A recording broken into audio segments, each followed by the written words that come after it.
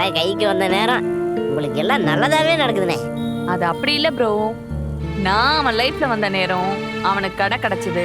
இப்ப அடுத்து எங்களுக்கு கல்யாணமும் நடக்க போகுது. என்ன பாண்டி, நான் சொல்றது கரெக்ட் தானே? ஆமாமா, கரெக்ட் தான். சரி, என்ன ட்ரெஸ் போடணும் நான் கேட்டேன்ல, நீ எதுவுமே சொல்லவே இல்ல.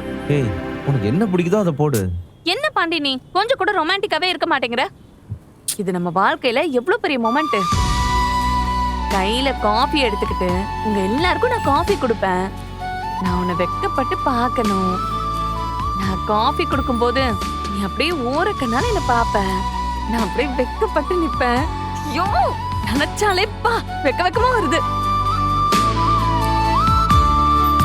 அப்புறம் இங்க பாரு, இன்னைக்கு போடுறதுக்காகவே அழகா ஒரு ஜிமிக்கி வாங்கியிருக்கேன். எப்படி இருக்குன்னு பார்த்து சொல்லு. நல்லா இருக்குல்ல? நல்லா இருக்கு. சரி, உனக்கு என்ன ஸ்வீட் பிடிக்கும்? என் வீட்ல கேட்க சொன்னாங்க. எதுவா இருந்தாலும் ஓகே வானதி. அப்படி இல்ல பாண்டி, நீ மாப்பிள்ளைய எங்க வீட்டுக்கு பொண்ணு பார்க்க வர, அதனால உனக்கு பிடிச்சதெல்லாம் பண்ணணுமா. அம்மா கேட்டு வர சொல்லுச்சு. ஐயோ, எனக்கு நடக்கிறதெல்லாம் கனவா நனவானே தெரியல. யோசிச்சு பாரு, என் அம்மா உனக்கு பிடிச்ச ஸ்வீட் என்னன்னு கேட்டு வர சொல்லுது. இதெல்லாம் நம்ம வாழ்க்கையில நடக்குமான்னு நான் கற்பனை கூட பண்ணி பார்க்கல.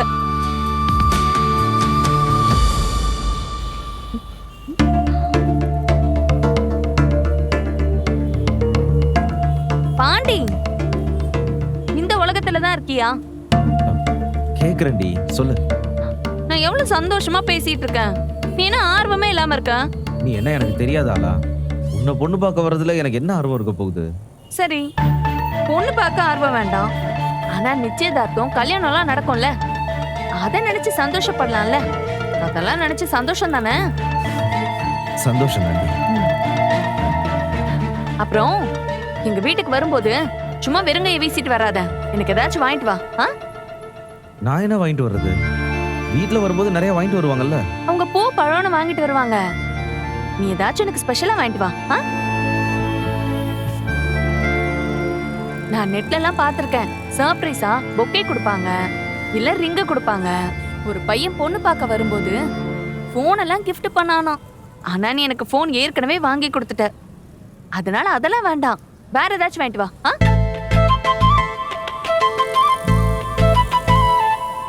இதெல்லாம் நான் எக்ஸ்பெக்ட் பண்றது பாண்டி. அதுக்காக வச்சு நீ ஏதாச்சும் செய்யணும், ஓகேவா? என் வீட்ல ஏதாச்சும் யோசிப்பாங்கன்னா நீ நினைக்காத. எனக்கு இன்னைக்கு முழுக்க செம ரொமான்டிக்கா இருக்கணும். சரி, நீ இன்னைக்கு இந்த வேலையெல்லாம் விட்டுட்டு எனக்கு எப்படி சர்ப்ரைஸ் பண்றது, என்னை எப்படி குஷி பண்றது நீ யோசி. நானும் உனக்கு நிறைய சர்ப்ரைஸ் எல்லாம் வச்சிருக்கேன். என்னடா இவ கேக்குறா, நமக்கு செய்வாளான்லாம் யோசிக்காத.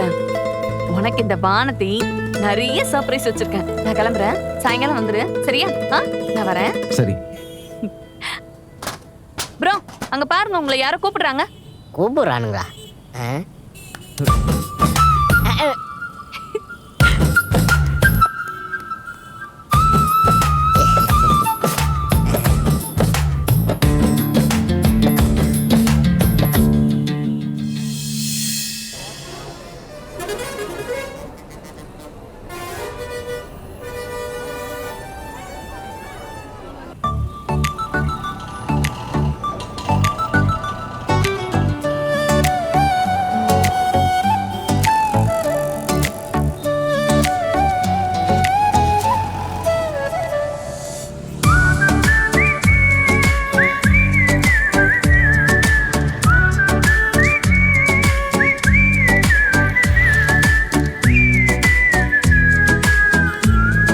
சாரிடா, லேட் ஆயிடுச்சு.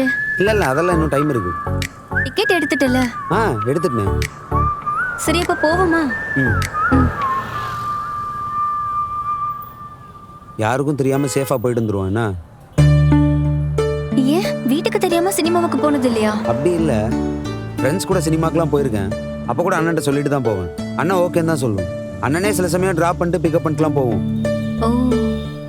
முறையா ஒரு பொண்ணு கூட சினிமாவுக்கு போறோம்ல, அது அண்ணன் கிட்ட சொல்லிட்டு போக முடியாதுல்ல. அதுவும் இல்லாம காலேஜ் வரை கட்டடிச்சுட்டு போறேன். இதெல்லாம் எனக்கு ரொம்ப புதுசு.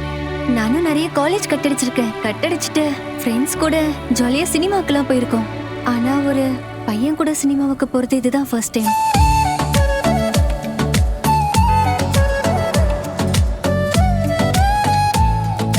சரி வா போலாம்.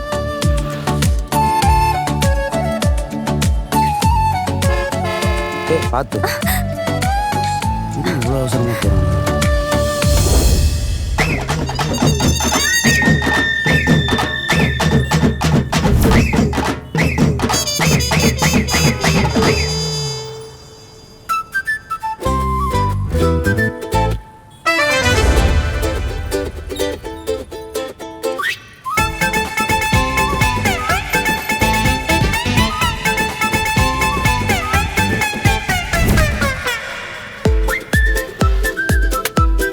உங்க அண்ணன்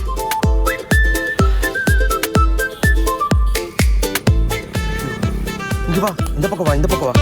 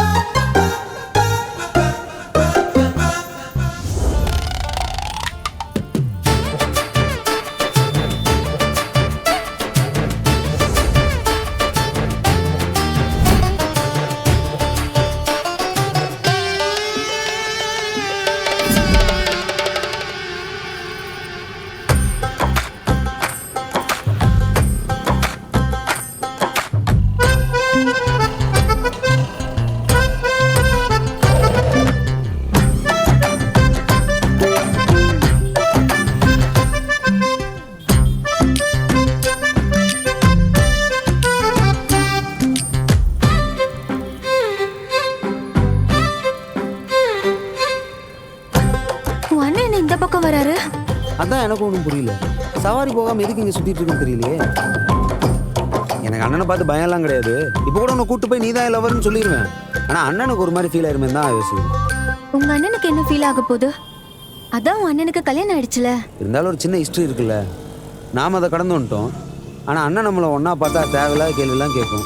நம்ம பதில் சொல்கிற மாதிரி இருக்கும். எதுக்கு அதெல்லாம் சொல்ல? நம்மளே முறையாக படத்துக்கு போகிறோம். போகும்போது தேவையில்லாத நெகட்டிவிட்டி. சத்தியமாக வேறு எந்த காரணமும் இல்லை. அப்படி பார்க்காத, வா. ம்.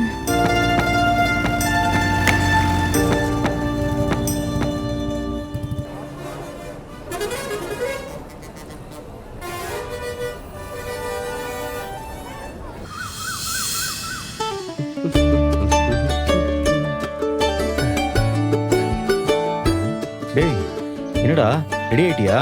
ரெடி ஆகிட்டே இருக்கேண்ணே. பாண்டி எங்கடா ஆளையே காணோம்?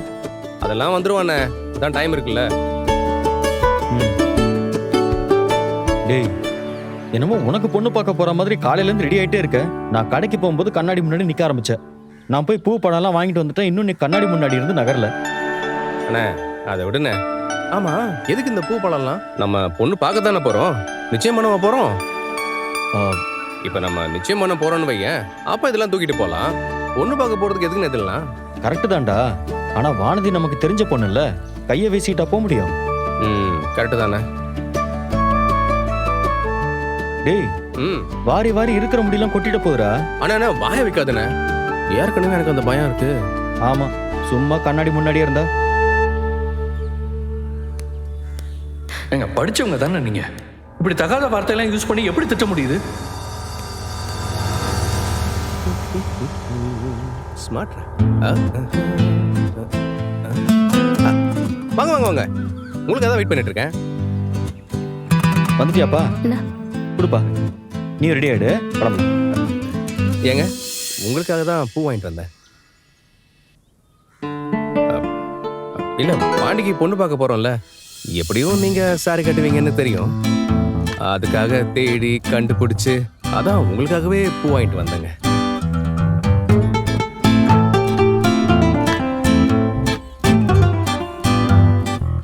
வாங்கிக்கோ. ஏங்க முல்லைப்பூ பிடிக்காதா? நவனை ஓடி போய் மல்லிப்பூ வேண்டவா?